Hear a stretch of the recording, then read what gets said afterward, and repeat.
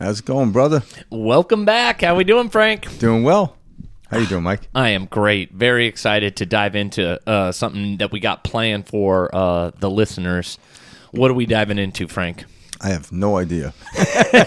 We're about to find out. Now, we're going to start something anew. We're going to actually talk about different topics such as health, wealth, and all these other topics that were relatable to, like relationships and everything. But we're going to also talk about the different levels of them. And then we're actually going to offer up practical applications to do. And then me and Mike are going to do those and then come back next week and start the show off by talking about how they work for us. So, and we're going to encourage those listening to also take part in this. You have to, or we're coming after you. So, and then share that feedback with us. Yeah, exactly. Yep. Because I think a lot of times I talk about this stuff to people at the what we call intellectual level. It sounds really good, and people do realize that. We all inherently know it. Yeah. To whatever degree or what have you. But until we actually do it, like I'll mention even just like physical workout to people, like, yeah, I know I should work out. I'm like, and me obviously working out will say, well, why don't you? Mm-hmm. And then I'll have every excuse. So what we're going to do is we're going to give you very small, simple, practical applications, and then you can expand them any way you want. And as the show goes on, we're going to actually, this is going to be the focus of Perspective Shift now, is giving people practical stuff rather than just the intellectual understanding. Because like Joe Dispenza said, it's not a time of knowing, it's a time of doing. Yeah. And we have to practice this. If we don't, like I could do a seminar on breathing and different breath works and stuff like that. And people are like, oh yeah, that sounds good. And you get excited about it. But if you don't do it, you'll have no idea what the hell I'm talking about. Absolutely. And there's no end to it. That's the brilliance of it. So we're going to dive into that as well. And there's a foundation to this too that we want to discuss. That is going to be kind of the focus of this episode. Is we want to give you guys a foundation. So Frank and I have got together the last couple of weeks and put together this foundation that we want to focus on. And then from there, we can apply this to the different facets of life, like Frank just mentioned. Our health, wealth, relationships, etc. Yeah, whatever time. And we'll when it comes to health and stuff like that, and abundance, relationships, and whatever other topics we look at, we'll probably talk about those many times. We're just using those as a starting point to talk about these fundamental understandings of life. And again, me and Mike came up with this idea, but truth be told, about to tell you these 7 natural needs that we need. I didn't come up with them. Actually, and it's not that I got it from Bashar years ago. I was listening to him and kind of contemplate him over the years, and I find him incredible.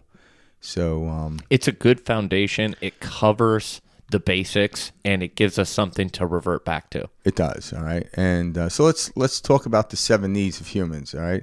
And we're doing it in a time-oriented fashion. So as we understand the physical world, the time facets, such as like what do we need first.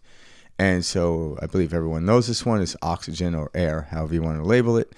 Roughly 2 to 3 minutes you can't survive, and this is all based on survival. Understanding of the human being and able to have the experience that we're having. All right. The second one is water. All right. We could probably go 2 or 3 days without water. And then the third one is actually sleep. Mm-hmm. Now, I didn't know this, but you can only go about 11 days without sleep. And what's essential about sleep? Sleep is where the body restores. You dream. And you release toxins. There's all these studies. And as time goes on with these podcasts, we'll talk about we'll get intricate with that stuff. But right now, we're just giving you the foundation. So there's sleep. Then the fourth is food. All right. Now, as we start getting further away from the first one, such as oxygen, and getting into food, the timeline seems to change, right? So the average person, as we know, 2 to 3 weeks without food. After that, it could be very detrimental. But there are exceptions in the world, and I'm taking their word for it. There are people that actually haven't eaten food in years, all right? But we're not talking about that. We're talking about us, Mm-hmm. That's why we're also going to talk about the different levels of these type of modalities that we're going to show you. One isn't better than the other. It's being aware of where you are to get to a higher ground, if you will. Mm-hmm. All right? Then so that was the fourth one. The fifth one is shelter. All right. Now, we'll talk about shelter. People just, most people live in the United States. understand shelter as a home. But a shelter could be your environment. Someone that's on the street living, that has a sleeping bag or a tent, that is their shelter. So that becomes a need. It's how we start looking at these needs. And Mike and I will go over this and discuss that in detail to how it acquiesces with our life and how it works with our life. And then sixth one. Sorry. The sixth one is relationships. How do we relate to the environment around us? How to relate to people? It's not just about being in a relationship. Well, like in what we call like a partnership with somebody else, but that plays into it. And this also includes a relationship with oneself. Yeah, absolutely. So how we relate to other people is pretty much oneself, how we relate to nature and all these other things. And then the seventh one is creative expression. And even though, like, if you go through your life and don't have creative expression, in other words, you have creativity in your head, everyone does, if you don't express it in the way that's suitable to you, life will become very humdrum. This is where long bouts of depression, people end up coming into suicide because they never express their creativity. So as we start to learn about these things, we'll see, and we'll also show you how they all cycle in. Yep, and how that creative expression can actually feed back into each one of those 1 through 6 steps that Frank and I just were mentioning. Yeah, even though these are all the 5 fundamental natural laws that we need to pertain to for survival, when we get into talking about these different level switches, we're going to talk about the furnace with oxygen. Once I do that, I'm going to use breathing as my creative expression and see what happens. Not just get it out of the way. Okay, got the oxygen, got the water. Because a lot of people do that. They're like, okay, I worked out today. I had, X amount of ounces of water. Had my 8 hours of sleep. I ate my macros. And they'll count them as if they're things they have to get through, where they're not realizing, like, these are your creative expressions, all right? Along with... How do you want to express this? Yeah. In what way, does this resonate with you? Yeah. There's not that one size fits all. Yeah, how do you look at it? So don't look at trying to get through it. Like, what am I doing with it? How am I, what's my relationship to breathing? What's my relationship to drinking water? These are things when you have to change it. But a lot of times I've done this in the past where, okay, I did my breath work in the morning. I had my, 3 liters of water. Make sure I had enough electrolytes. Okay, I got 8 hours of sleep, or 6 sometimes I need. And so on and so forth, as I'm checking off a list, but it's something to get done. Okay, then I got to do it again tomorrow. And it becomes arduous. It becomes very like, oh my God, after a while, I'm like, I'm tired of doing this. Why are we tired of doing this? It's because how I look at it, not because I'll never get tired of breathing. I'll tell you that. I'll never get tired of eating. I'll never get tired of sleeping. I'll never get tired of any of these things on the list. That's why they're a foundation. Yeah, if I look at them improperly and what we consider properly, I will get tired of them, but I still have to do them. I'll still sleep, but I won't sleep as well. I'll still breathe, but I won't breathe as well. I'll still drink water, but not enough or adequately, and so on and so forth. I'll be in a relationship, but it might be murky. I might be, agitated towards my loved ones. So you can exist in that, but it feels like you're surviving. And these 7 needs, guys, these are applicable, again, to all areas of life. Yeah. And that's why Frank and I want to take this as a moment to kind of discuss this foundation. And then we, Frank and I, you listening, can begin to apply these in the different areas of our life. And this is where we see momentous, huge growth. I remember, on my journey years ago, starting these types of practices and getting them into play. And it's like tuning your instrument. And life starts to, play in tune. And then you're starting to create. And you are now a co-creator with that reality. But it starts with fundamentals. It's like you can't play that beautiful song if that instrument is not in tune. Or if you don't have the instrument. There we go. And so right now we're talking about tuning that instrument. Yeah. And so let's just start off with that. So what do you? Let's start with the first one, oxygen. Like, Okay. what activities do you do on a regular basis that you've noticed when you consciously did it? Notice that it changed your life for what we deem to be the better. Well, first off, for me, it would be breath work. So breath work is something I start my day with, and it's something I've realized it resets that, the autonomic nervous system. Like it accesses the parasympathetic nervous system. Yeah. So you can actually feel your body go into a more calm state. And it's getting out of that fight or flight that's difficult for a lot of us. Most of us wake up out of bed, first thing we do is grab our phone, look at our phone, and we start getting jolts of, oh my God, I forgot to do this. It's Monday morning. I've got this big, assignment due, or I've got this project for work. And we're immediately in fight or flight. And we haven't even started the day. We haven't even got out of bed yet. And this is absolute, and I know this, because I used to do this. I remember I would jolt out of bed like, oh shit, I got to get the day started. And I was not the one setting the stage for the day. I was reacting to the world outside of me. And so I was never in control. In fact, I was the opposite. I was a slave to my exterior environment. So when that happened, what did you do? What do you do?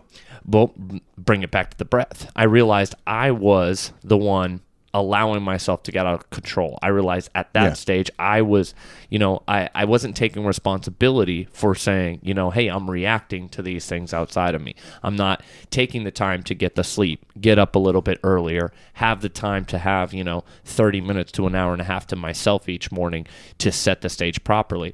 I was just getting up and reacting to the day as it was thrown at me. Yeah, and we're going to show you a little, I call life hacks, all right? The reason being is not everyone's going to have 30 minutes, and nor do we need 30 minutes, but,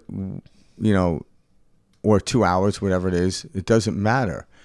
So one of the life hacks comes down to oxygen, and then we're talking about health today, and health is just the overall topic we're talking about today, and what is how do we define health? That's a good place to start is health. Yeah. So how do we define health? Well, if you look in the dictionary, I think health is defined in this kind of manner, and it's a really good one.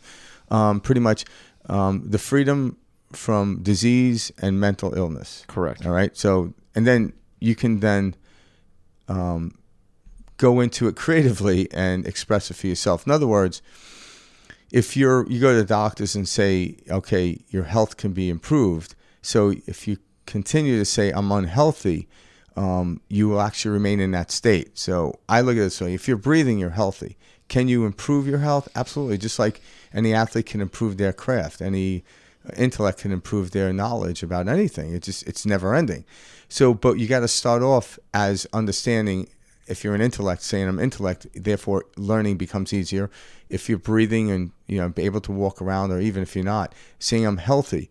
But the next point is in what we call in physics, not in philosophy, it expands more into that. So that's first and foremost. How are we looking at our health?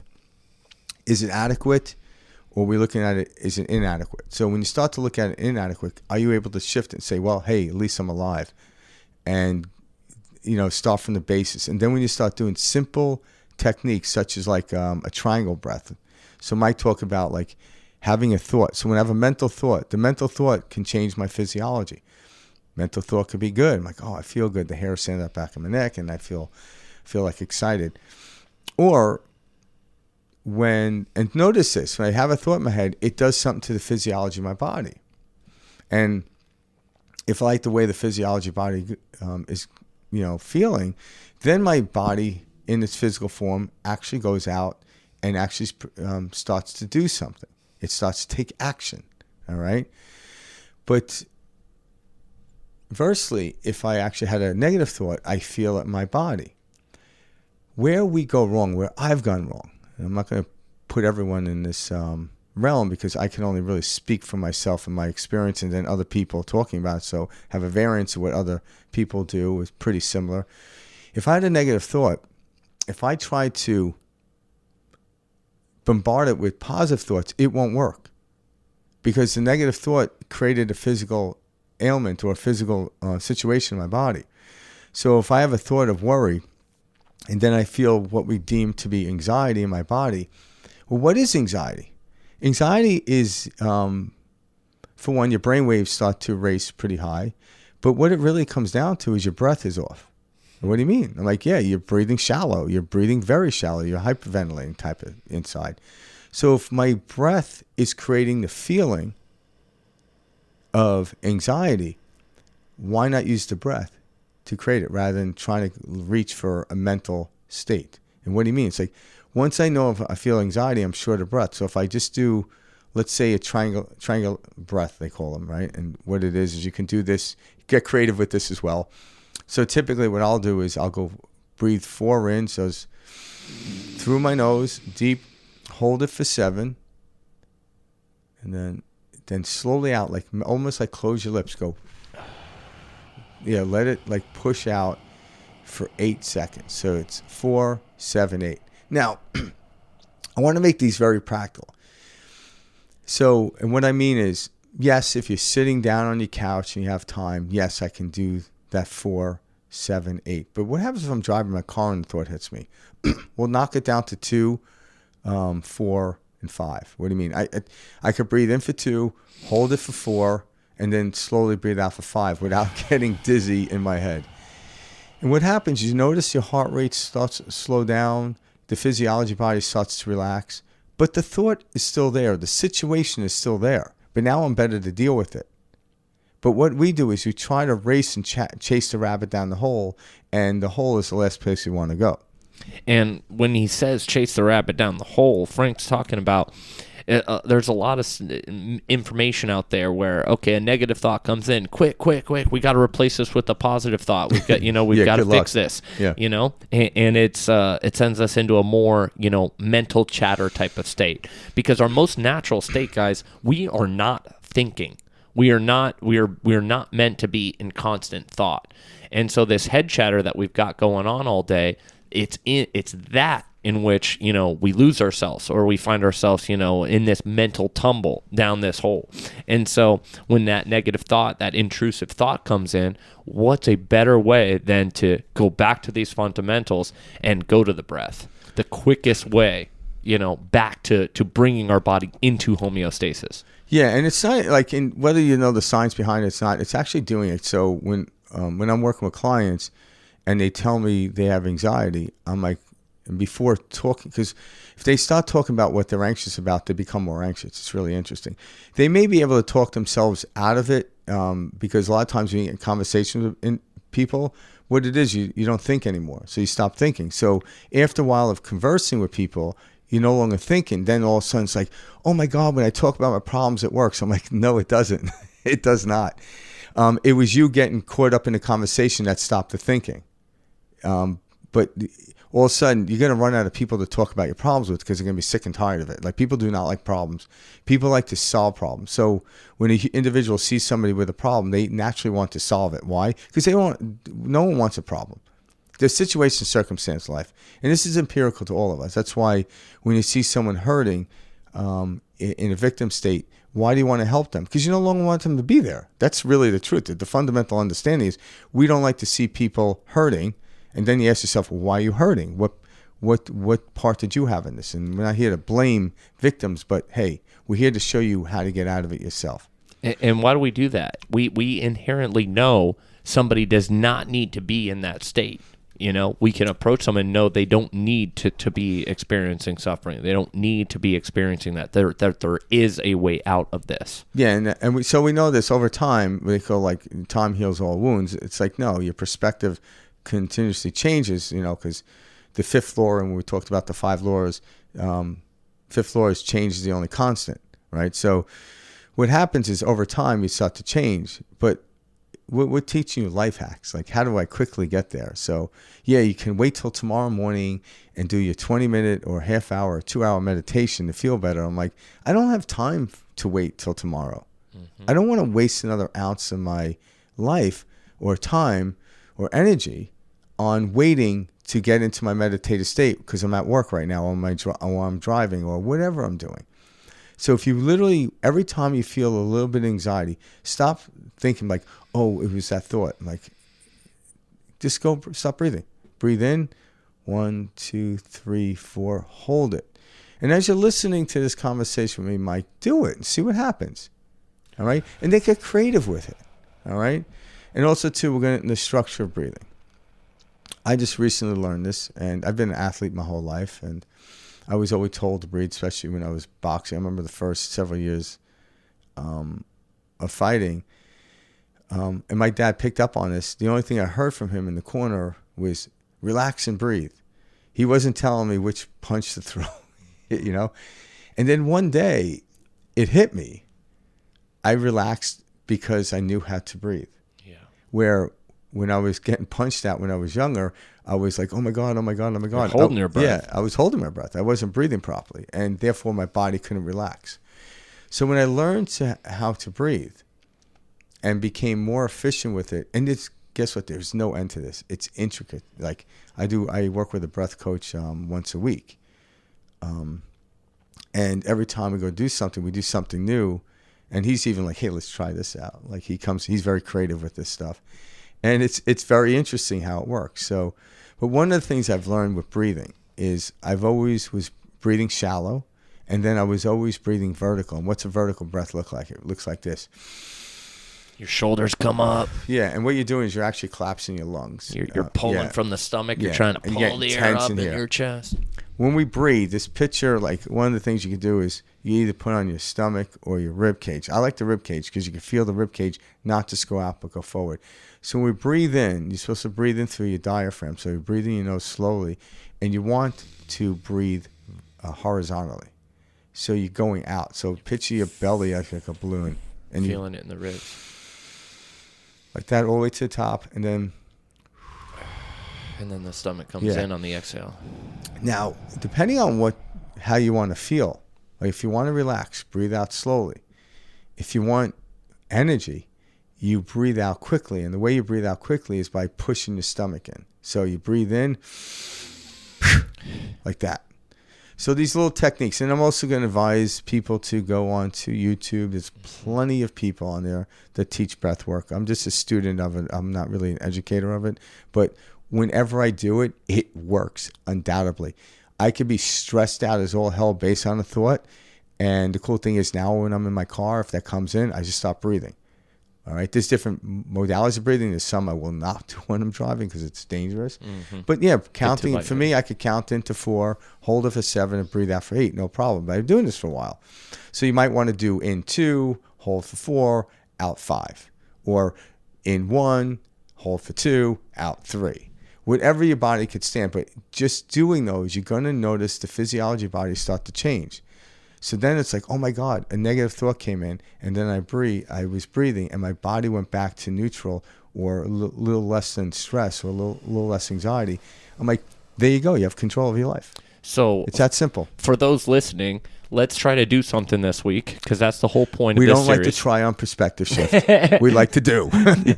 This week, when you feel that next intrusive thought that pops in, maybe it's from work, maybe it's from a relationship, your husband, your wife, your partner, etc. Go to the breath. Try this for the next week. Try this for 1 day, and you're going to be like, holy shit. And then 2 days, 3 days, 4 days. You do that for a week and see, the changes. See your reaction. See, this is an experiment, and you can watch not only the physical changes of your body becoming more relaxed, but most importantly, the mental clarity that you receive from something like this.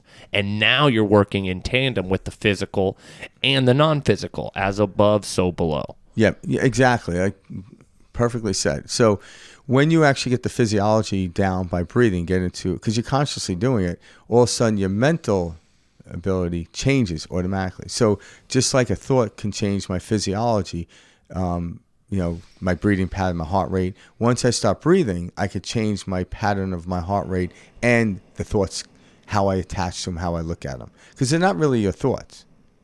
They're just floating out there, and we've assigned this ought not to happen. When this happens, this is good. But when that happens or that happens, it's bad.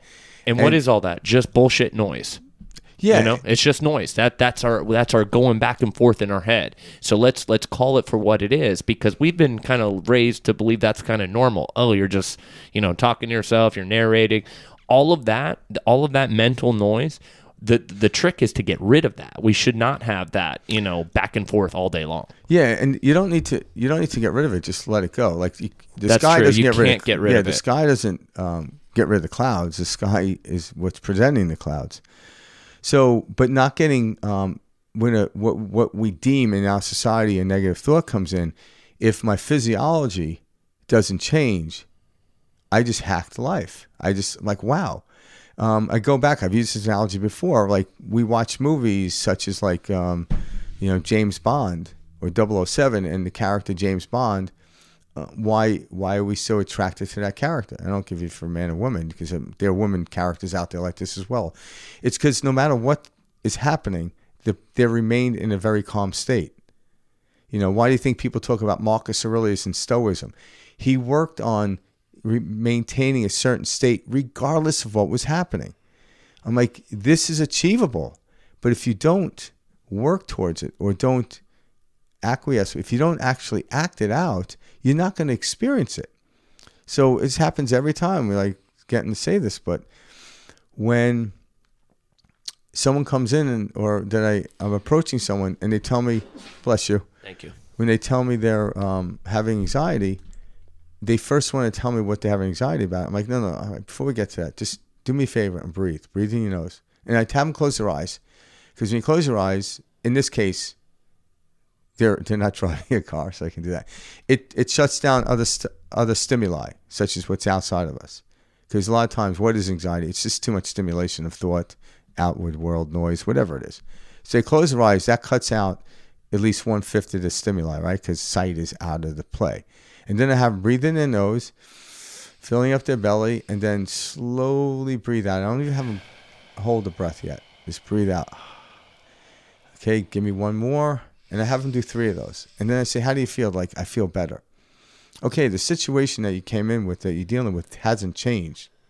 But how you feel changes. Now you actually have the capacity to deal with the situation in what we call a creative process. That's it. So now we can actually create how to get out of something. So, business people, like, when I got into business, it was like, okay, I thought everything had to work out this way. And if I wasn't making money, something was wrong. But then you realize you get into business, you're like, oh, this is not really how it is. Mm-hmm. So then you learn to get creative with the ideas and definitions of stuff. And then you take it down to the individual moment. Every day I'm running a business. Yeah, there's an overall arch or a goal I have, but I have to sit here right now in order to get there without losing my shit and focus on that. And when I do that, I realize my business became my spiritual practice, and now I enjoy it. And someone goes, hey, Frank, I got a problem. I'm like, okay. And I stop breathing because you just don't want to. And nine out of 10 times when they say there's a problem, it's not a problem. Why? Because fortunately for me, I've already been through what they're going through, and it's not a problem. I'm like, that's not a problem. I'll take care of it. Don't worry about it. And I show them. And because I'm calm, they get calm out of it. Well, that's another thing I've noticed, because I apply that in my business every day. And it's how you react to something is how you see the reaction in others. And we all know this. I don't know if you have children or things like that, but that kid falls off of the bike. You run over screaming, hollering, wailing, oh my God, we got to get you to the hospital. The child gets all worked up. They start crying. They see their parents so nervous versus the parent, who says, hey, you're all right. Jump on up. Get up, Billy. Well, Billy then just kind of stands up. Hey, everything's all right. And they kind of do their thing. We naturally have this built into us. They call them mirror neurons. And, we've talked about this on the show before. Same thing when you're feeding a baby. Why do you say open wide? You're asking the baby to mimic you. And so as you remain calm in a situation, others remain calm around you. And I apply this technique every single day with my clients at work. When you're dealing in a real estate transaction and you're buying and selling a property, there's lots of emotions. There's lots of things that can go wrong. You have inspections. You've got all this stuff, and it's an intense situation. People are they're getting overwhelmed by certain things. Well, what if this is wrong? The more calm I stay in any given situation, I can see it. I watch it amongst my clients. They mimic you, they match you, and that's what we're trying to get here across to those listening. the more you can stay in that state, that calm state, the more you're going to see that reflected in your friends, your family, your partner, your colleagues at work, your boss, whatever. Yeah, so when you notice that you're mirroring somebody else, even if it's good, step out of that. You don't want to be a puppet. Yep. You actually want to be in the creative expression. Yeah. So, and that's what it is yes. And some people may mirror you, or they may be, run around hysterical, but you remain in that state. And do not ask for the world to be calm around you for you to be calm. Because like most people, like I would watch the Miss America, show, and they would ask the Miss America. I thought it was always funny, the questions I asked them, like, and they're like, what do you wish for? And they all said world peace. I thought it was funny. Totally. But the truth is, you can only have peace for oneself. So people are waiting for the world to, like, no war is happening in order to have world peace. I'm like, well, can you bring peace to yourself? If you can't bring peace to yourself, how do you expect to have world peace? So it fundamentally always starts with you. Mm-hmm. Are you doing these things? All right. That John Mayer song, "Waiting on the World to Change." Yeah, that's what it's about. Yeah, it is. We're all saying, "Oh, we want this world to change." Well, what are we waiting for? Where does this begin? It starts right here. Yeah, and so for Mike and I, and we deal with things differently, but yet we have our own fundamental things we go to. So when something comes arise and I feel it, like I could be in the middle of a conversation now where this didn't happen. Before I would have to just walk the hell away before I lost my shit. Mm-hmm. But I'll just notice I get hit, right? Okay, like something hit me. And what it is, what I found out, this is how I look at it at this point in my life. It was an old belief, a subconscious belief that I haven't dealt with in a while. And it hits me. So I'm like, wow, okay, there's a thorn in my side that I haven't felt in a while. So I know what the feeling of calmness is like. So I'm even at the point where I don't even need to start breathing, holding it, like breathing in 4, holding for 7 out. That might be a little bit weird in front of somebody. I could just breathe what we call normal nasal breathing, just in the nose and out the nose, just calmly. And my attention to that slows down and calms the physiology of my body. And then I wait for the person to stop screaming, whatever they're doing, and I can deal with it. And I'm like, wow, this is pretty flipping cool. I'm like, I'm almost glad this shit is happening. Mm-hmm. Where before I would yell or walk away, like, if I can yell louder than them, I could shut them up. But nothing was gained. And then I walked away feeling like, oh, I hate this feeling in my body. So I no longer like that feeling, but I have control of it regardless of what's happening outside of me because I practice it every day. So to the people out there listening, do this, not try it, do it. And here's a simple practice. When you're feeling anxiety, just breathe in 1, hold it for 2, and breathe out for 3. And if you can expand it outward, I do about 4. Breathe in for 4, slowly in the nose, hold it for 7, and then you make like you're blowing through a straw. Yeah, blowing through a straw, because that will slow down the breath, and then you want to go for 8 on that. You feel the relaxation of the body, all right? Another technique you could do once a day is take a timer, a stopwatch, and this actually helps us with sleeping at night. Over time, it will work.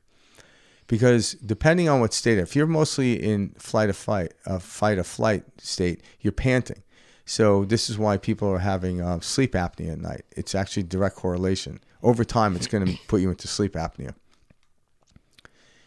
It's kind of like diabetes. You keep eating sugar, eventually, it's going to mess with your pancreas, and the excretion of your insulin will affect the body. Some people could be more tolerant than others, but hey, if, everyone knows the less sugar you put in, I don't care if your body's tolerant, the better you're going to feel. Even though you don't get diabetes, you still feel like you had a hangover. So if we can get our breath down, and I say if, we can get our breath down to... When? Yeah, what I'm saying, we can get our breath down to 7 breaths per minute. So what I like to do is, I don't really do it anymore because I naturally do this. So the voluntary system and involuntary system, when you're working consciously doing this, will kick in the involuntary system, which at nighttime, you can't consciously know how you're breathing. Mm-hmm. And this is where we have a lot of... I woke up feeling tired. I'm like, yeah, because your oxygen level sucked. Yep. Like someone's like, man, I was testing when I sleep, my oxygen level's at 80. I'm like, damn, like that's really low. it's on the borderline of sleep apnea, like almost not breathing. But nonetheless, you wake up feeling like shit, like a hangover, because you're not getting rid of toxins out of your body. So if you take a stopwatch just for a minute, and if you don't have a minute, while you're listening to the show, Yeah, right.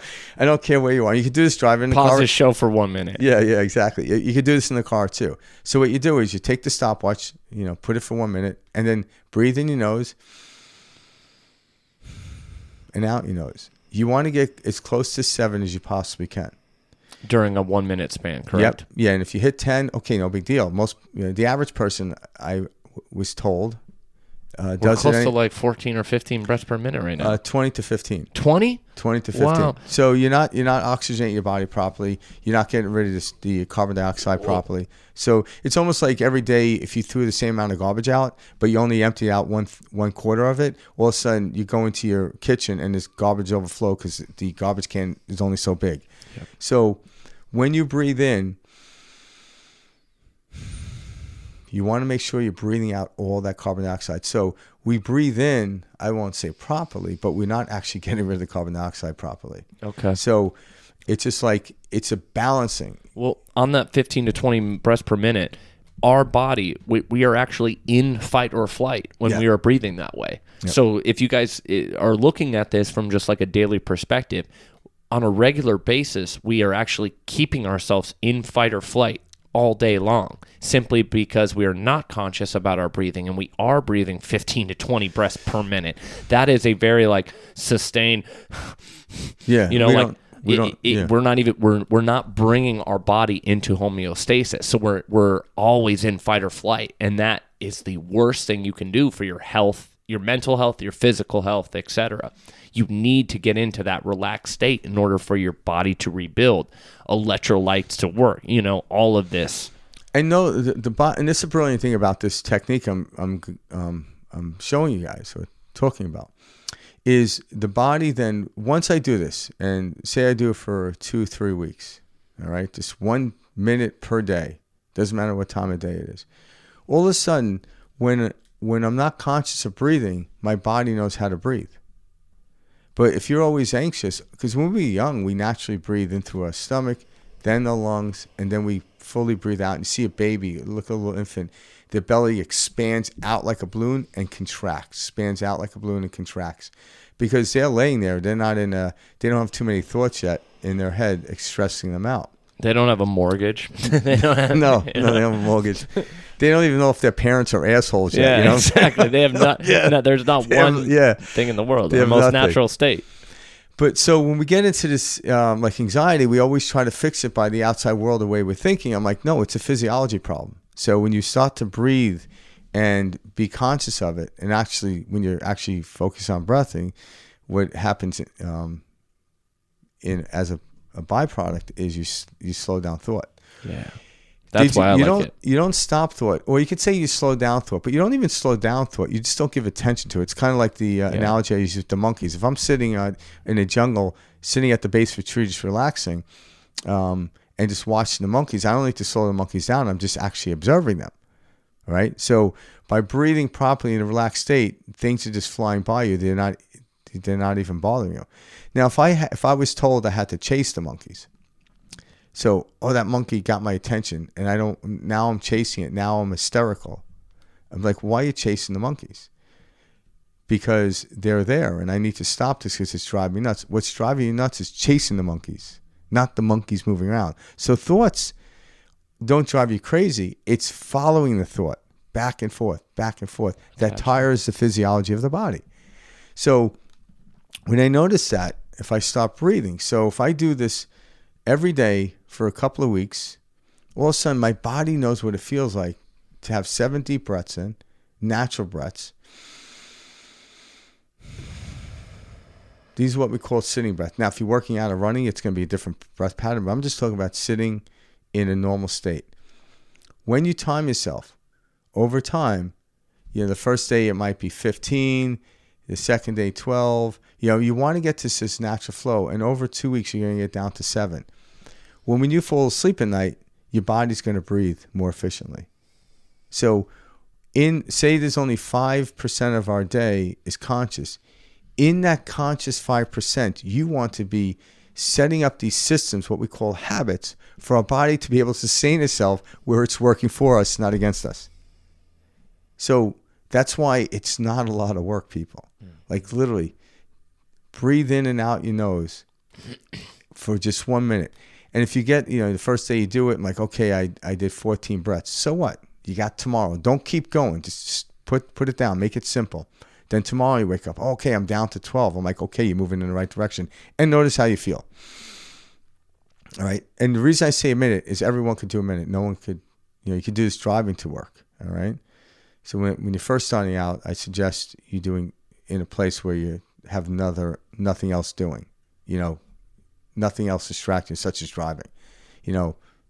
When I'm driving, I have certain techniques I could do when I notice my breath, like when I notice my wife calls me up and says, "Where the hell are you?" No, like, and all the thoughts start rushing. Yeah, like stop breathing, But anyway, so I have those functions of doing that. But because I've been doing this for a while and not knowing it till recently, my body knows what it feels like to feel good even more so than years ago. That's why, for me, drinking alcohol, I can't do it. Why? I've nothing against it. It's just at this point when I drink it, it makes me tired. So it doesn't have any. Why would I do it? Mm-hmm. I don't want to distract myself from my thoughts anymore. That's exactly because it worked doing that. But now it's like I get more intricate with my breathing, my water, my sleep, my food, my shelter, my environment, my relationships, and then my creative expression. They're all linked into each other. You can't separate them. If I'm not breathing properly, well, let's go better out. If I stop breathing properly, it's easy for me to drink more water. Absolutely. Or adequate enough water. If I'm drinking adequate enough water and breathing properly, I naturally am going to sleep better. Yep. Right? Because what does water do for us? Right? Oxygenates. But it also it oxygenates, but it delivers, it's a multitude of things water do, but it's also a conductivity of electricity, and our body has electric systems. I love this. We were talking about this before we got on air. So think about yourself as a battery, and if you have a battery, I don't think they do it anymore, but years ago, there was a little cap you opened up, and it had acid on one side and then water on the other. If the water ran out, the battery was going to work adequately. So you can actually fill it up with water. Mm-hmm. Now they're more contained and stuff like that because of technology. But that being said, if my body's short of water, my conductivity of electricity in my body isn't working properly. And if it's not working properly, I'm going to feel, say, tired and sluggish. If I feel tired and sluggish, how do you think my mental acuity is going to be? Not good. It's all connected. It's all connected. But when you find yourself in a mental state, it translates into the physiology of the body. So then I say, go to the body, get out of the mind. And then when I go to the body and I calm the body, now I could go into my creative space in the mind. Mm-hmm. This is, when you understand this, I call it a life hack. It's simple. So now when I'm not feeling good, I notice it right away. Like right away. And in the beginning, it seemed a bit like, why'd I go down this route? Like when I was drinking and doing the shit, I didn't notice I was tired, Like I didn't notice it, but now I'm noticing, oh my God, I have more energy and more excitement than I did when I was in my late 20s. Exactly. Because you're using the instrument, how it was designed. Yeah. I think when I was a child, it was perfect because I didn't worry about stuff. I just ran out and, even if I climbed a tree or fell off my bicycle, I didn't sit around harboring over it all day long. Mm-hmm. It's no big deal. Like if I ripped my pants, I'm like, shit, my mom's going to kill me. Mm-hmm. That might be a little, but I knew my skin at some point in my life, my skin was going to heal and, whatever damage is done is going to just go away. And so I didn't worry about it. But later on in life, I started holding on to stuff and it was like I was getting used to carrying around a 70 pound weight and calling it normal. Yeah, and like, okay, so I'm like, yeah. But and then, what was those weights? Thoughts, bad health habits, Well, then they alcohol, actually make shitty food. A negative thought can make the body feel heavy. Mm-hmm. All right. So if the body feels heavy, like, okay, if you're carrying a 75-pound backpack on, do you try to figure out what you put in there, or you just take the backpack off? Take the backpack. Yeah, like, how did I get this backpack? I'm like, you can walk 20 miles trying to figure that out, or you could just simply just do this and release it. Just release each shoulder from the back and drop it. I'm like, holy shit, I can't believe I'm carrying that weight around. Like, yes, isn't that nuts? Now, in that moment, to put a positive spin on it, is like, wow, if I could carry 75 pounds on my back, what do you think I could do with nothing on my back? Wow. Instead of getting upset, for 20 years, I've been carrying all this weight. I'm like, yeah, but now you just figured out how to get rid of it in a second, in a nanosecond. So understanding how the mental turns into the physiology and how the physiology can turn into the mental. Like if I get into a car accident, I'm going to get banged up. That's going to affect my mental if I don't address it. And I don't care if you have a broken leg. I don't care what pains in your body. If you stop breathing, you're going to calm down. Yeah, you're still going to feel the pain, but it shouldn't take exhaustion away from you. What you worry is like, am I ever going to be able to do this position again? I'm not going to be able to go to that concert this weekend. Oh my God, all these things. And all of a sudden you're just running in your head and you get exhausted. And guess what? The body will slow down. It won't stop it, but it'll slow down the healing process. So when you go to the hospital, I don't care what illness you have. Well, depends. But most people, I see them, they have oxygen up their nose. Not in their mouth, but up their nose. So and they hook you up to a saline bag and getting you electrolytes. Yeah, that's the next step. Yeah. So if you just properly breathe in and out your nose every day, and when you forget to do it, you're like, oh, I don't feel good. Oh, so instead I don't feel good, like, oh, it was that sandwich I ate. And I'm like, no, you can't undo the sandwich. What you can do is add oxygen to your body. So stop breathing and watch what happens. There's going to be different degrees of feeling better to get to a place, and you'll experience that, all right? But we only have a memory of the last time we felt good to compare it to now. But we all know, like, even if you don't play an instrument, you can tell if an instrument's out of tune. Some people are really, like, I could play my guitar right now, and I probably haven't tuned it in a couple of days, and most people wouldn't pick up on it's not tuned, but I can. I can pick up on it's not tuned. So I want to get to the point where if it's out so ever slightly, I want to put it back into order. Why? Because it won't get ahead of me. If I wait till it's completely out of tune, I have a lot more work to do. I might have to change the strings on it, and so there, so on and so forth. So it's about getting. And what's the closest I could come to pure health? I'm like, I have no idea. It's like trying to know everything. I was going to say we'll find that out, and each is different based on our creative expression. I might never find it out, but there's always room for growth in any area. So now my creative expression, I relate to my breathing. I now use my creative expression relating to drinking water. So you can see I'm not trying to get through all these 6 first items in order to get to my creative expression. These are my creative expressions. Yeah, it's not a checklist of something that is to be accomplished. It's similar to the journey, Yeah. They work in tandem. Yeah. So now that we're learning to breathe better, so if you do that breath work, you're going to start noticing that you're sleeping better at night. And so you sleep better at night, you feel better. All of a sudden, when you go to eat food, because when we're tired, carbohydrates and sugar will actually quickly make us not tired. So we get like this dopamine hit, all right? But guess what? It goes up and crashes back down in a short period of time.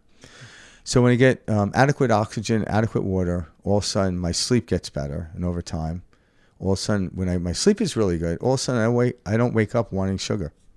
Why? Because my body already has a natural source of energy. It doesn't need an artificial source of energy. So now I'm eating. Now it's easier to eat, where a lot of people in health, a lot of times they talk about your diet first. I'm like, do you realize food is the 4th thing on this scale? Yeah, so now you have to deal with what I call will. I'm like, my will sucks, all right? Because if I'm tired, I don't have a will. If I'm angry, I don't have a will. But if I start with oxygen, eating what we consider properly, organic and healthy, and choosing the right food is so much easier. But if I think by eating better will make me sleep better, it's kind of it's flipping the pyramid upside down. Mm-hmm. Start with the oxygen, the water, and oxygen. The more you breathe, the more you're going to want to drink. That's why when you go to the gym, the reason we work out and go to the gym is you're forced to breathe more. Now, when I go to the gym and I want to lift heavier, I have to focus on my breathing, not the weight anymore. Like when you breathe in, or you breathe in, you're expanding out, and then when I breathe out, I go. Choo. And what I do is it's like putting a weight belt on my core, and I'm able to put the strength driving it through whatever part of the body I'm lifting. All right. So before I would just lift the weight, and the stability muscles weren't activated, so I couldn't lift a lot. Mm-hmm. I would start hurting other parts of my body. So I'm like, just some simple stuff like that. I'm like, wow. So when I'm lifting, I'm focused on my breath, and the effect of that is the weight goes up easier. Mm-hmm. It really does, unless pulling of the muscles and stuff like that. So it really does work. So when I go to the breath, then the water becomes easier. I want to drink more. And then when I'm doing that stuff, all of a sudden, I've been breathing a lot. All of a sudden, time goes to bed. I lay my head down. I fall right to sleep. Unless my wife has me do something. But that's for another day. but these fundamentals, guys, fundamentals are what allow you to capture what you've been looking for, which is that feeling of your most natural state, wholeness, flow, joy, happiness, freedom, etc. It starts with the basics, and we are out there running around like chickens with our heads cut off, trying these different techniques and diets and all sorts of stuff that is fed to us, us consumers, buy this program, this is the answer. The answer's always been there. It's all around us, and unfortunately we live in a world where this is not basic information that starts at day one, in our schools or in our medical history. Like, we are still walking around, or you go into a doctor today. The doctor doesn't sit there and ask you about your breathing. They don't ask you about, the diet, water. Yeah, I remember doing, I've done breath tests before to see how my breathing was. And here's a person administering a breath test, and I wasn't breathing properly for them to even correct me. It's like, hey, you should be breathing through your diaphragm, expanding out, breathing in, and then blow out. Mm-hmm. I didn't know that. No. So all of a sudden, like, hey, your oxygen. It's like, it's because I was doing the technique wrong. It's like in sports, like if you're trying to swing a golf club with your legs without swinging your hips, and wonder why you're slicing the ball or it's not going far. I'm like, because you're not moving your hips with it. I'm like, oh, I wasn't told that. So people are like, just swing at the golf ball. I'm like, yep, you got a problem. Mm-hmm. I'm like, why is there a problem? It's like, well, this is who you are. You're stuck with it. Mm-hmm. I'm like, no. Show me to align my feet and then swing my hips, whatever technique we're using. And that's so what me and Mike are talking about is free. It really is free. Now, when I go to a breath coach, I pay them because they're coming up with creative ways of doing stuff. And I like it, so I don't have to think about it. But yet, I could do it for free, figure it out myself, and have the experience of it. So we're here to have experiences, and we know what a good experience is. We know what a bad experience is. Everyone knows that. But why is it bad and why is it good? And when we're experiencing that quote-unquote bad experience, we revert back to these basics. You go back to the breathing. It is so hard to have a bad experience when you take away thought, when you take away the thinking. And again, it's not about getting rid of this thinking. It's just allowing it to take it off like a backpack. Yeah. Letting it go.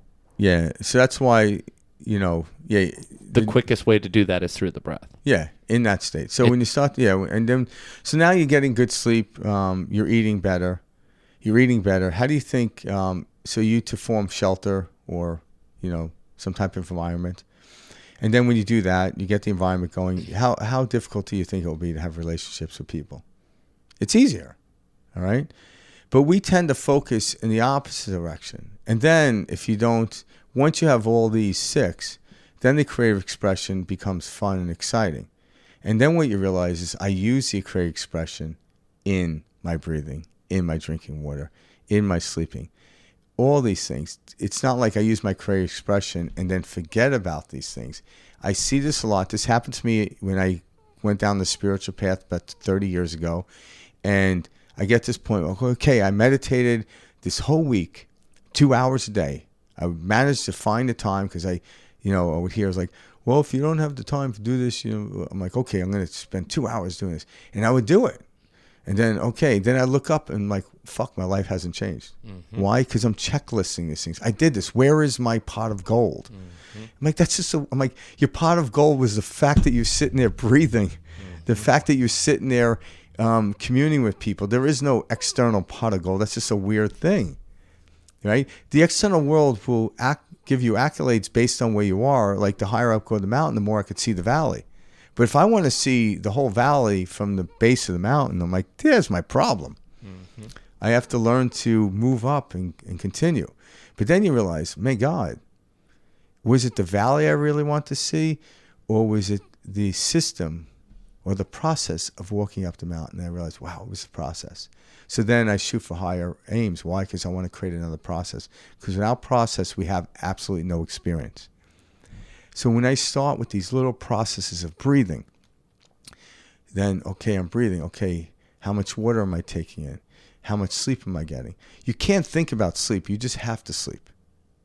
You can't think about breathing. You just have to breathe.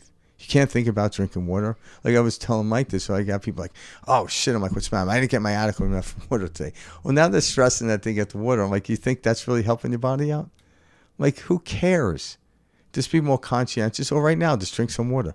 Mm-hmm. But they made it like it was the end of the world. I didn't have enough water today. And they stopped beating themselves like up mentally. Blew the whole day. Yeah, I blew the whole day. I'll start tomorrow. Like, no, right now is the only moment we ever have.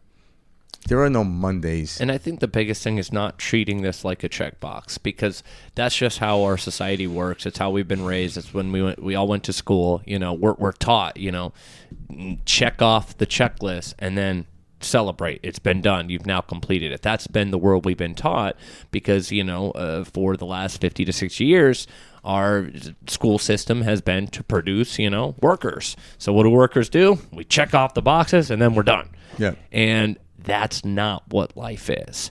And that's not what this experience is about.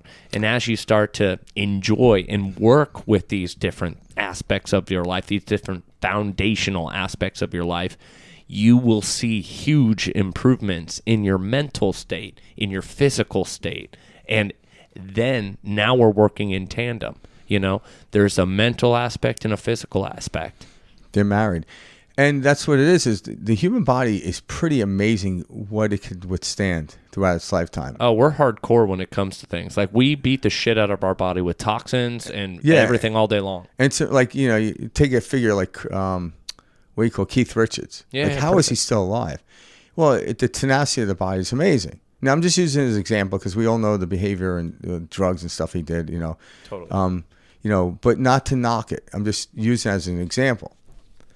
But at the same time, it's not about longevity either, all right? Because if you're looking for longevity, that means you're checking off the boxes. It's really what it is. Mm-hmm. It's, again, longevity is another proverbial pot of gold, if you will, all right? So we're not looking for that. But yet, put the pot of gold out there and see the process that comes in front of you, and then acquiesce in the process and realize, wow, this dance is amazing. The dance wasn't get to this side of the floor. The dance was to get lost in the dance, no matter where I end up as the song comes to a close. So as we start to use these basic things, and then over time with the podcast, Mike and I are going to go to different levels of understanding this. One isn't better than the other. One could say one is greater in level, but one isn't better. The first floor is not worse off than the 150th floor. The 150th floor of the building is in greater value, and the first floor is in less than value than the 150th story, but it's not better or worse. Exactly. Because it's just different. Yeah, exactly. I always joke around and say, if I want to throw water balloons out a window, doing it for 150 story, I will have no gratification in watching people get wet. Mm-hmm. So I have to do that from the third floor. Because I want to see the reaction of people. I could throw a water balloon at 150 floor, but I won't see the reaction of someone getting wet. It's too far up. Yeah. So therefore, the third floor in that case is suitable for my Childish antics.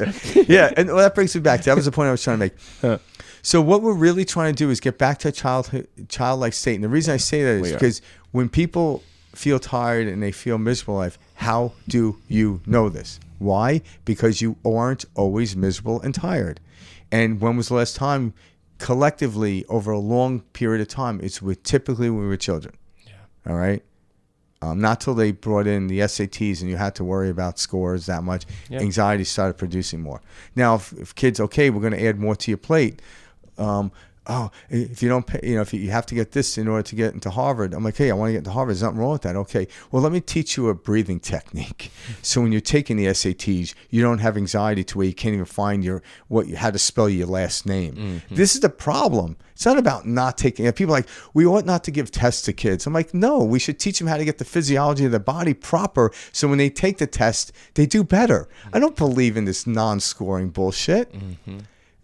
Kids get nervous. Part of the game. Kids get nervous when they take tests. Why? Because no one taught them how to calm their nerves down. We were never taught what this instrument is, how it works. And I know it works because I remember before COVID, I would go into a local high school here. Yeah. I was invited in. I would go in once a month, and they wanted me. It was teaching mindfulness. I'm like, okay. And this woman got a hold of my book, and I'm like, okay, I'll go in there, but I'm like, what's mindfulness? Mm-hmm. What I really ended up teaching these kids is breathing techniques. Yep. Because like, okay, what's your biggest problem? It's like, well, I get bored in class. I can't stay awake, and I certainly can't remember what the teacher talked about. And then come Friday when the test comes in, I'm like, okay, this is what you want to do. When the teacher's lecturing, stop breathing in.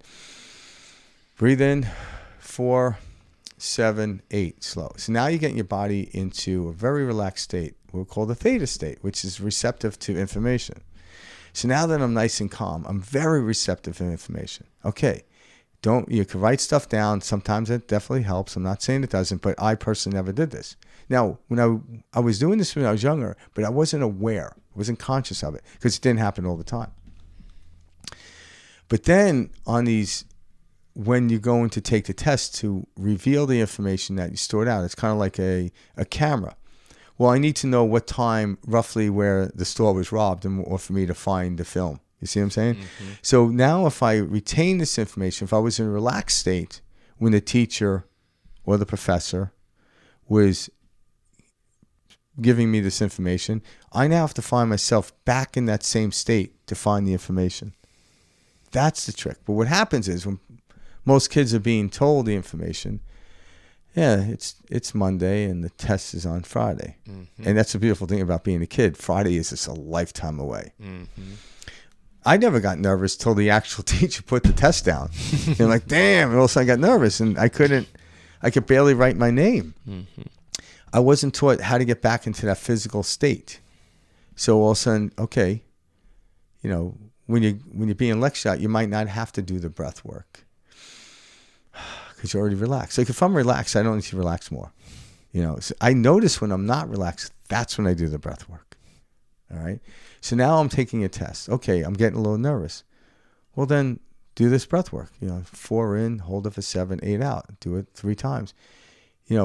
Okay, I'm a little more relaxed than I was the last time I took a test. I'm like, there's no perfection here, by the way. It's just I was nervous. I'm a little bit nervous. Okay, keep doing it. Well, I got to take the test. Well, okay, you're almost halfway there to the theta state where you're going to retain a lot more information. You're going to pull it out. And then as I'm taking the test, I stop thinking, and all of a sudden nerves go away. Damn, it's just weird. Like how that happened. Like all of a sudden, now I'm excited about taking the test. So why aren't we excited about taking tests? We should be excited to see where we're at, right? It's because the physiology isn't matching up. Because I'm nervous. Why am I nervous? Because your breathing's off. Your heart rate's off. Well, your heart rate's off because your breathing's off. Why is our breathing bad? Because if I fail, I'm going to get up, I'm not going to become anything. Like, why are you thinking that way? So a thought came in, you grabbed onto it, you became a shallow breather, and now you're trying to mitigate through thinking more. I'm like, good luck with that. That's like, if you're sprinting, running faster is going to help you breathe better. Well, and let's eliminate, the practices that don't work. I mean, right now, we witnessed this long enough. I mean, 35 years old, I've watched this generation after generation. We now are sending kids to school. We, we don't know how to breathe. We don't know, what this instrument is, right? That we're going to school. We're pouring, milk with all this hormones and sugar into a bowl. We're giving them that food, no water. In fact, they're probably drinking a Mountain Dew or a Dr. Pepper on the way there. Mm-hmm. Then they get to school, and now all of a sudden, little Billy has ADHD. Does Billy have ADHD, or does Billy just need to know how to breathe? Does Billy need to eat something that's not a hormone-filled sugar bowl? Has Billy had any water? Again, we're taking these back to the fundamentals. So we know what doesn't work because we've been experiencing the last 60-plus years. So let's bring back our power to ourselves. We can't wait for the world to hand us something different because what Frank and I are talking about, it doesn't make money. And we have to, again, remember we live with the society that we're living in. It's much easier to label something to someone or say, hey, I've got let me sell you the solution. Yeah. And the nice thing about that, health right now has changed. So everyone, everyone knows. And when you talk about certain things like milk or whatever and sugar and whatever, I don't like to put too much on there because now, not everyone's affected negatively about milk. We know this now. So, but once I get into the fundamental first thing is breathing, I'm able to clear out my system. A lot of times I can handle anything you give to me. Actually, I tend to eat less food just because oxygenating my body, putting oxygen into it gives it more energy than the food. Food can somewhat drag from it, but I'm neither here or there to talk about that. I'm not a physiologist, a biologist, stuff like that. I know a little bit about it because I work out and stuff, and I practice with food. But my energy level, whether I had, 2,000 calories that day or 1,500 calories, the only difference there, it will make my muscles bigger. But how I feel is the connectiveness between my mental and my physiology and how I look at it. All right, I could feel great and weigh 155. I could feel great and weigh 185. Mm-hmm. Right? But if I want to weigh 185 and feel great, I'm going to have to take a little more calories in if I'm weighing 155. Those are understandable, those things. But we're talking about how do I get into that mental state to where wanting to do something out of expansion. So, okay, I want to put more muscle on. There's nothing wrong with that. But that's not going to make you healthier. It's not. It's just something to do because we like to see things grow. It's what humans do. And why do we do it? Okay, why do we do it? It's a good question when I was asked that. I'm like, because I want to see what's going to happen. But if I don't have these fundamental structured things down, it seems when I go to do something, I never get a consistent outcome. It's like wobbling all over the place. Like if you don't realize that why does the ground keep moving, it's because you're not balancing properly. We haven't built a foundation. Yeah. So once we build the foundation of these things, then you realize I'm getting creative with my foundation. Everything else is just an extra thing. A detail. Yeah. Yeah, exactly. And it's the most amazing thing. So I get excitement getting into a conversation with someone, and I don't look for it. And then someone says something that would normally bother me, and I could feel it bother me. What excites me is I start to, without them knowing, I start breathing. I don't say in my head, oh, don't take it personally. Don't take it personally. Don't take it personally. I'm like, that does nothing for me. It does nothing. Now I'm like, sound like a crazy man. Don't take it personally. Well, it already dinged me. So like if I put bad food in my mouth, saying it doesn't taste bad, it doesn't taste bad, just spit the fucking shit out. Mm-hmm. like exactly. That. Spit it out. Like, so the person saying something that hurt me, the way I spit it out is by, and they don't even know it, and I'm calming down, and when I get really calm, that's when I speak. Otherwise, and it's funny because this happened to me before, and I wasn't calm yet, and there was just silence, and the person's like, are you okay? I'm like, yeah, I'm fine. Mm-hmm. And then before I even spoke, they apologized for the way they talked to me. Yep. And I didn't need that.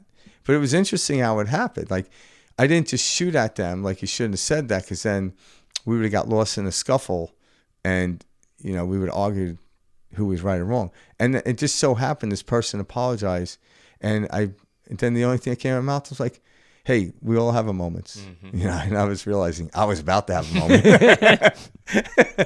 But it's crazy how much just that couple of seconds can change something. Hell yeah. I know what you're talking about. Like that funny story I did with Karen that time in the car with the dog. And yeah, like she was like, and I'm like, and I was almost like the Peanuts, remember, like Charlie Brown? And I just heard this shit, and the only thought that popped in my head is like, right now, I just wish I had a German Shepherd and I was living in the woods in a cabin.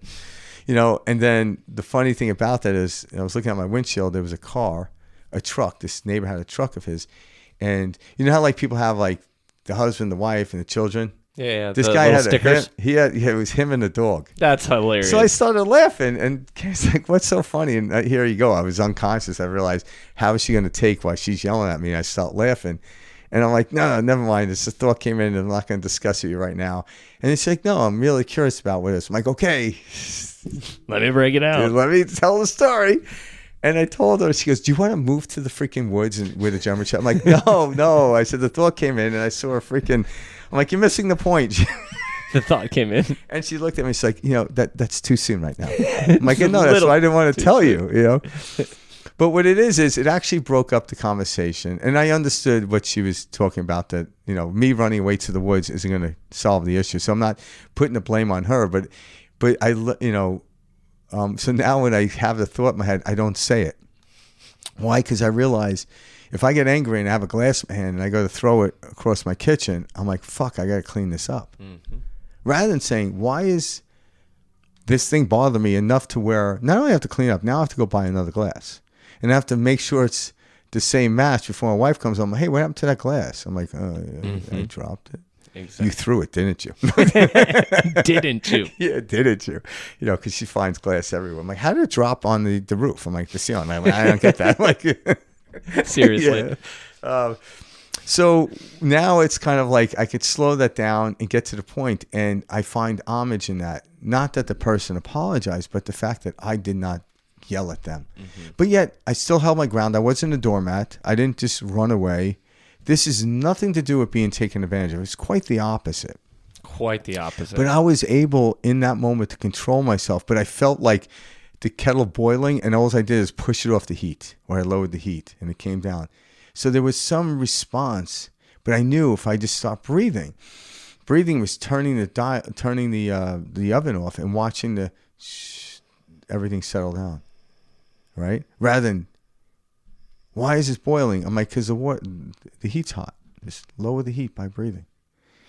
And all of a sudden, then like, oh, wow, now I'm in a better position. Now it creates a neutral space. New space for us to create from, for us to pivot. It doesn't have to be. Now I know it's not personal. But when I'm up here saying it's not personal, now I'm like, now I'm going to fucking lose it. Yep. You become like a lunatic. It's not personal. It's not personal. I'm like it's just about to snap. Yeah, snapping. Yeah. So when you could change your physiology from here to here, that is where the creative expression really ultimately matters. Yeah. So breath is an amazing thing. And then it leads into water. All these 7 things on the list are equally amazing. We should recap the list too, because we're going to dive into much more detail on this list as we kind of roll out these different episodes. As you know, today we focus more on the health aspect, the fundamental, learning what the breath is, how powerful it is, how this works in conjunction with the other 6th, 7th step, and then using, that 7th step of creative expression in order to bring that back to each of the first 6 steps. Because everyone knows this. When you're in this really calm place, you're well fed, you're well slept, all these things, you naturally are expressing creativity. You don't have to think about it. And what do we call that? We call it a vacation. When's the only time we give ourselves enough food, enough sleep, enough rest, Well, not even. I know people go on vacation and come home and bitch about it. Why? Because wherever you go, there you are. That's true. Like, come on. Like, you it's just, so funny. What happens is typically you go on vacation, it's a different location. So you have to find different ways of feeding yourself, different ways, the bed you're in. So that could be distraction to your old pattern of thinking. That's why for a moment. But then it's like, if you go away on a Saturday and you have to be work the next Monday, come the next Friday, it's like, shit, vacation. So now you're Friday thinking about Monday again. Like, what's changed? Like, you don't need to leave where you're living. You don't need to jump on a plane. You just breathe. And all of a sudden, highly successful people that I know don't look to go on vacation. They love what they're doing. Why? Because they're not burning themselves out with the poor rhythmic of breathing. Like, there's a situation, all of a sudden, why can't I handle it? Because I had 2 situations today, and I didn't learn how to regulate my body. Therefore, I tired out. I'm like, how much longer can I do this? Well, every day there's a situation. Like, I can only have one situation a day, or I'm going to have to retire by the age of 30. Like, if you believe that, that's all of a sudden, like, hell, you know what? I'm going to work for somebody. I'm like, well, you can learn how to breathe. You can learn how to regulate your body regardless of what's happening.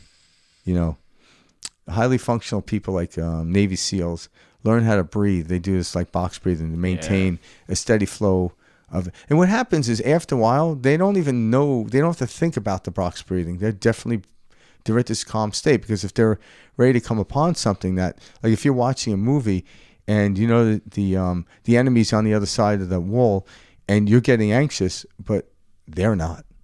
Why am I getting anxious? Like, Karen and I, we watched Twister yesterday. The movie came out. Yeah, hell yeah. Kayla and I went and saw it too. Yeah, so the scenes in it, like, Karen's holding my hand, she's squeezing, right? And I didn't say anything to her, so I was squeezing her back, and I realized, I started breathing, and I just relaxed.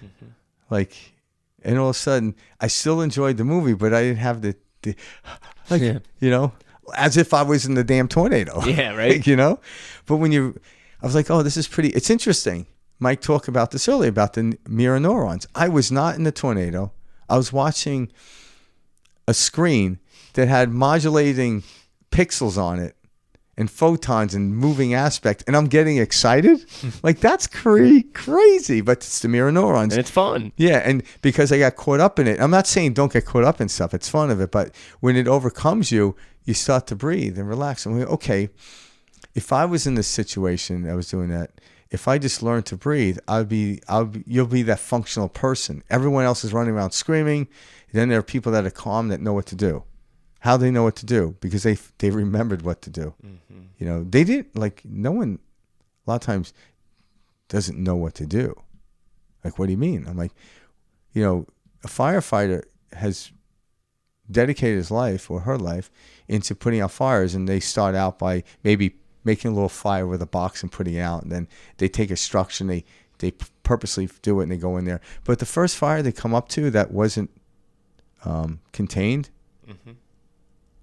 they have to figure out how to do that, because they don't know what's going to happen. But they learn to remain calm. So breathing will help you do that. That's why when we're out of breath, we panic. If someone held like a pillow over your face, you would start to panic, right? But if you realize most people waste oxygen by struggling, and they don't think. But if you're sitting there breathing, if you're in a situation like that and you relax, like, I have plenty of oxygen, but I'm still limited to how much I have, you're better off getting out of a situation where you can do that than if you're panicking. People drowned, they say, most people drown with about 75% of oxygen in them, but once they open their mouth, they flood their lungs with water, and it doesn't do any good. So they saturate the body with water, and that's why they drown. Not because of lack of oxygen, but the fear that told them to open their mouth, because that's what let oxygen in, and the water came in. Yeah. So keep that in mind. So work on that. Whenever you get anxious, go to the breath. Formulate a certain breathing technique, and then over time, you'll get used to this coming in, and your body will naturally know what to do with it, to where you won't have to be sitting on a couch for 20 minutes meditating anymore. Now when I meditate, it's merely an experience. It's not to get me anywhere. My body, it's almost like when I was young, learning how to box, my dad would throw punches at me, and, okay, I'm going to throw the right hand, so duck and swing under to the outside. And I would do this over and over and over. And then you get into a fight with someone, and they start punching you, and you're getting hit. And eventually, now, I don't know what punch they're going to throw, but I instinctively know how to move when I'm conscious. If I'm out of breath boxing, I don't instinctively know how to move and I get hit more. So when I go back to anything, it's my breathing. It's the first fundamental law that you can't go more than 2 to 3 minutes with it, depending on who you are. Everything else then will fall into place. And that's the most perfect aspect that we can focus on this week. As Frank and I begin to put these into practice, as you at home listening to this begin to put this into practice, try that 1 minute technique. Try it. Give it 60 seconds each day. Your breathing will change after 1 week simply by recognizing it for 1 minute each day. You'll notice, hey, my breathing's better. I'm feeling better, and let's share about this. Let's implement these fundamentals. Yeah, your breathing will instantly change once you start doing the breath work. Oh, it's just like practicing, Yeah, but it's you breathe and then you step away, you breathe, and all of a sudden what we're doing is we're kind of pendulum like this. We want to get the pendulum nice here. Mm-hmm. This is where we want to remain. All right. If I go out here, I'm purposely going out here, but I don't want to be erratic. Like I have no control of my system. So we can learn to control our system. And then something will come up. I'm like, okay, it's another opportunity to learn to control my system. Not, why is this thing happening? Yeah. It's happening. The ship's sinking. What are we going to do? I'll lead off with this. There's a scene. It's a marvelous scene. I never really watched the movies, but the Pirates of the Caribbean. Oh, that's so funny. I just watched that for the first time recently. It's like I remember watching the first one, but there's a scene from one where Captain Sparrow, which is played by Johnny Depp, where the ship is sinking, and he's standing at the front of the boat, the bow of the boat, with his foot up on the top. It's like an old wooden ship, like a pirate ship.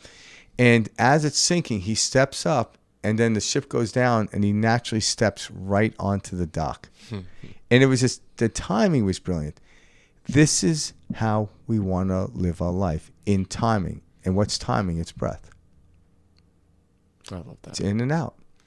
So once we do that, he could have simply jumped off the ship when he noticed it was sinking and then had to swim in a panic.